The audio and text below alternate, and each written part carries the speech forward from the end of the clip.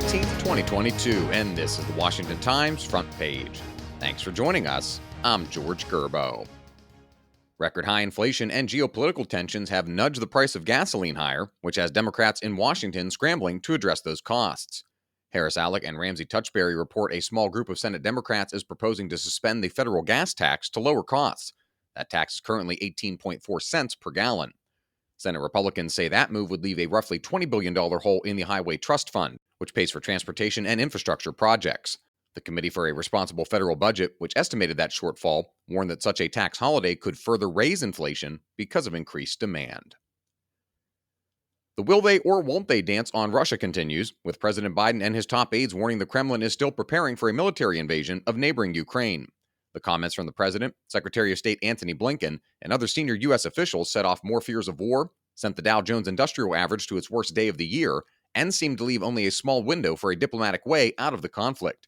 Dave Sands reports U.S. and NATO officials continue to say they see no signs of a promised Russian pullback of some of the more than 130,000 troops on the ground near Ukraine, with American officials saying Russia has sent an additional 7,000 soldiers to the area in recent days. Mexican drug cartels are surging and flush with cash as the federal government struggles to establish a new enforcement approach along the southern U.S. border. Guy Taylor reports analysts say cartel activity is soaring in Mexico and the U.S., and law enforcement coordination between the countries is dangerously low. Cartel-related violence is directly linked to surging profits and shifting dynamics. Criminal groups in Mexico have begun importing vast amounts of fentanyl from Chinese suppliers in recent years. The drug is a synthetic opioid dramatically more potent than opium made from harvested poppies, and is blamed for soaring overdose death rates in the United States. A reminder that you can find all these stories at WashingtonTimes.com/front page. If you don't have access yet, you can visit WashingtonTimes.com/George for a special subscription offer. Former Secretary of State Hillary Clinton pledged to help Democratic candidates on midterm election ballots in a speech to the New York State Democratic Convention. Clinton promised Democrats she'd play an active role in their campaigns in the coming months amid speculation that she might launch a political comeback if President Biden decides not to run for a second term. In the address, Susan Ferricchio reports Clinton characterized a recent federal court filing that implicated her 2016 presidential campaign in accused spying on Donald Trump as a right-wing attack.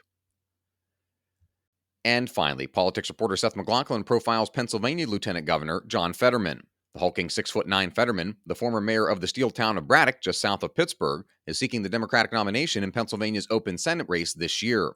He's the frontrunner in the race against Congressman Conor Lamb and State Representative Malcolm Kenyatta for the seat held by the retiring Pat Toomey. Find all of today's front page stories at WashingtonTimes.com/front page or the Washington Times app, and find us on all of your favorite podcast platforms. Just search Washington Times in your favorite podcast app.